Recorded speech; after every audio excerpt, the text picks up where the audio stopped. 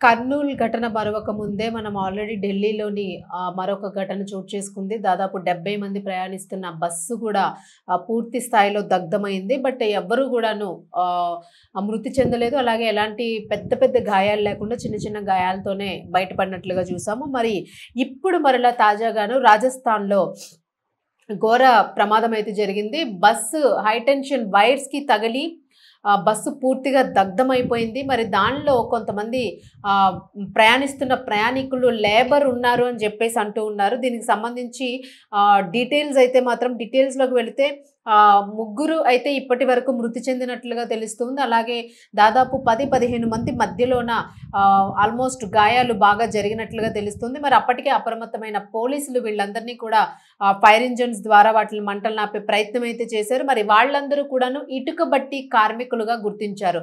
ఈ బస్సును చూసుకుంటే మనకి విలేజ్‌లో వెళ్తున్నట్టుగా కనిపిస్తుంది. చుట్టుపక్కలంతా కూడా తుప్పలు, పొదలు కనిపిస్తూ ఉన్నాయి. మరి హై టెన్షన్ వైర్స్ ఏవైతే ఉన్నాయో ఇవి తగిలి బస్సు ఫైర్ అయింది అని చెప్పేసి అయితే సిబ్బంది చెప్పడం జరుగుతుంది. ఎవరైతే ఘటనా స్థలానికి వెళ్ళిన ఫైర్ సిబ్బంది చర్యలు చేపట్టడానికి వెళ్ళారో వీళ్ళు చెప్తున్న విషయం ఏంటి అని అంటే హై టెన్షన్ వైర్స్ తగిలినాయి. దీని నేపథ్యంలోనే బస్సు దగ్ధమైంది అని చెప్పేసి చెప్తూ ఉన్నారు.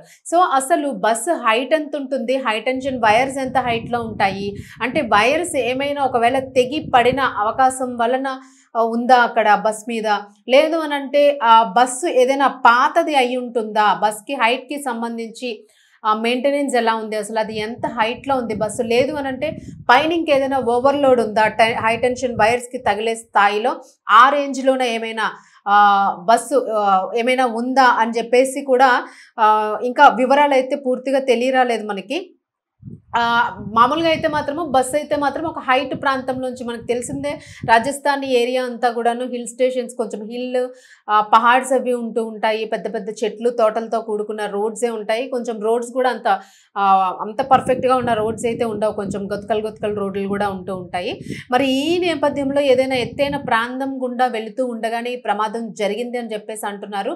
11,000 వోల్ట్స్ గల హై టెన్షన్ వైర్ ఆ లైన్కి తాకింది బస్సు అని చెప్పేసి అన్నారు.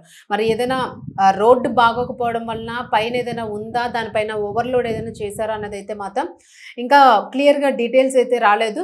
బట్ మంటల్లో మాత్రము అనేక మంది గాయపడినట్లుగా తెలుస్తుంది. ఎంతమంది అన్న విషయం కూడా ఇంకా మనకి క్లారిటీ రానప్పటికీ కూడాను వాళ్ళల్లో మరో 5గురు పరిస్థితి అయితే విషమంగా ఉంది అని చెప్పేసి వారిని హాస్పిటల్కి అయితే తరలించడం జరిగింది. మరి ప్రయాణికులకి ఎవరైతే ఈ మంటల్లో కాలిపోయారో వీళ్ళకి మెరుగైన చికిత్స కోసము, మరి ఎవరైతే తీవ్రంగా గాయాల పాలయ్యారో వాళ్ళందరినీ కూడాను మెరుగైన చికిత్స కోసము జైపూర్ ప్రభుత్వ హాస్పిటల్కి అయితే తరలించడం జరిగింది.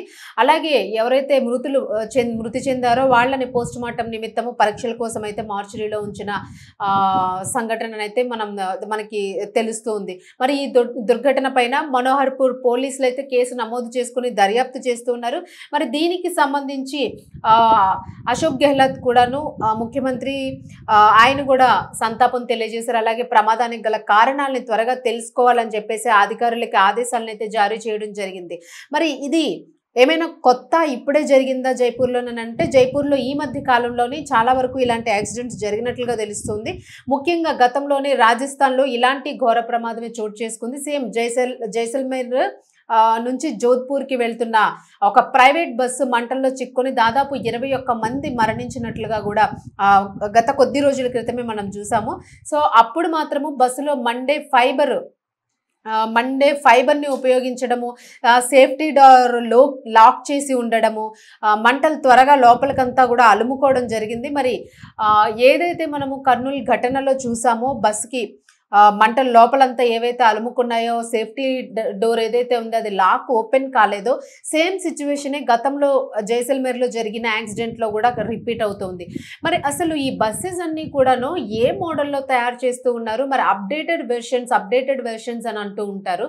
దేనిలో అప్డేట్ అవుతూ ఉన్నాం మనము అనేది అయితే అర్థం కావటం లేదు. అసలు ఇంతమంది ప్రయాణికులు ప్రయాణించే బస్సెస్కి సేఫ్టీ డోర్ లాక్ ఓపెన్ కాకపోతే మంటలంతా లోపలే వ్యాపించి మొత్తం అందరూ కూడా దగ్ధమైపోయిన పరిస్థితి కనిపిస్తుంది. మరి ఎందుకు ఇంత నిర్లక్ష్యంగా వ్యవహరిస్తున్నారు అనే దాని గురించి ప్రతిరోజు చర్చ జరుగుతున్నప్పటికీ కూడా మరి ఏదైతే కర్నూలు ఘటన జరిగిందో అంతకు ముందర జరిగిన ఘటనలు ఇవన్నిటి నేపథ్యంలోని జైపూర్లో కూడా ఇలాంటి ఘటన జరిగింది. దాదాపు 21 మంది ప్రాణాలు కోల్పోయారు అని అంటే ఖచ్చితంగా అక్కడ కూడా వ్యవస్థల్లోనే మార్పు రావాలి అనేది ఇక్కడ అర్థమవుతూ ఉంది. మరి అక్కడ కూడా నిర్దిష్టమైన ఏవైతే హైట్స్ని మెయింటైన్ చేయాలో, లేదా హై టెన్షన్ వైర్స్ ఏవైతే అవి కిందకి వేలాడుతున్నాయో, లేకపోతే ఎందుకు తాకింది అన్నది ఆ విషయం అయితే మాత్రము ఈ సేఫ్టీ ప్రికాషన్స్ అనేవి ఎక్కడ పాటించడం లేదనేది అయితే మాత్రం క్లియర్ కట్గా అర్థమవుతుంది. సో ఈ తాజాగా జరిగిన ఈ ప్రమాదం వల్ల మరలా కూడా ప్రయాణికుల భద్రత పైన అయితే ఆందోళన కనిపిస్తూ ఉంది. మరి దీనికి సంబంధించి కట్టుదిట్టమైన ఏర్పాట్లు ఉండాలి, బస్సెస్కి సంబంధించి రూల్స్ని మరలా పాటించాలని చెప్పేసి అయితే మాత్రము ప్రభుత్వం రకరకాల మాటలు చెప్తూ ఉంటుంది, వాళ్ళ మీద ఒత్తిడి తెస్తున్నామని చెప్తూ ఉంటుంది. మరి ఇది ఎంతవరకు వాస్తవం అవుతుంది అనేది అయితే మాత్రం వాస్తవంలో కనిపించడం లేదు అనేదానికి ఈ ఒక్క వారంలోనే ఇది 3వ ఘటనగా మనం చెప్పుకోవచ్చు. ఆల్మోస్ట్ ఆల్ ఇది 4th అనుకుంటాను చెప్పుకోవచ్చు. అసలు సాధారణమైన మరణాల కన్నా ఇలా కాలి బూడిదైపోయే మరణము చాలా బాధని కలిగించే మరణం అది. వాళ్ళకి ఎంతో నొప్పితో కూడుకొని అసలు వాళ్ళు మృత్యు వచ్చి పడుతుందని ఎక్స్పెక్ట్ కూడా చేయలేని స్థితిలో వాళ్ళని అమాంతంగా మింగేస్తున్న పరిస్థితి. దయచేసి అధికారులు దీని మీద ఇక్కడనే కాదు, ఈ తెలుగు రాష్ట్రాలనే కాదు, ప్రతి రాష్ట్రంలో కూడా ఉన్న బస్సెస్ ఏవైతే ఉన్నాయో వీటన్నిటి మీద మాత్రము ఖచ్చితంగా యాక్షన్ తీసుకోవాల్సిన అవసరం ఉంది. వీటి మీద అసలు అవి ఫిట్నెస్ ఉన్నాయా లేదనేది మాత్రం సీరియస్ యాక్షన్ తీసుకొని ప్రతి బస్సు కదలికని కూడా గమనించాల్సిన అవసరం అయితే ఉంది అని చెప్పేసి నెటిజన్లు కామెంట్ చేస్తూ ఉన్నారు. ప్రజలు పెద్ద ఎత్తున ఆందోళన వ్యక్తం చేస్తున్నారు. ఏదైనా కూడాను డిజిటల్ పరంగా అయితే మాత్రము ప్రజలు వాళ్ళ అభిప్రాయాన్ని ఒక ఉధృతంగా తెలియజేస్తూ ఉన్నారు. మరి ప్రభుత్వం దృష్టికి ఇది ఎంతవరకు చేరుతుంది, ఎంతవరకు వాళ్ళు వింటున్నారు, దీనిని ఎంతవరకు దీని మీద యాక్షన్ తీసుకుంటున్నారు అన్నదైతే మాత్రము ఇంకా అసలు ఇలా కంటిన్యూస్గా యాక్సిడెంట్స్ జరుగుతూ పోతూ ఉంటే అసలు దీని మీద ఇంకా పూర్తి స్థాయిలోన ఎలాంటి జాగ్రత్త తీసుకోవడం లేదు అన్నదైతే కనిపిస్తుంది అని చెప్పేసి అయితే ఆరోపిస్తూ ఉన్నారు. మరి కనీసం దీన్ని కూడా దృష్టిలో పెట్టుకొని మొన్న 21 మంది, అంతకు ముందు 40 మంది, ఇప్పుడు 20 మంది, ఇప్పుడు 3 అసలు ఎక్కడెక్కడికో పోతా ఉంది. ఇది మరణ సంఖ్య అసలు పెరిగిపోతూ ఉంది.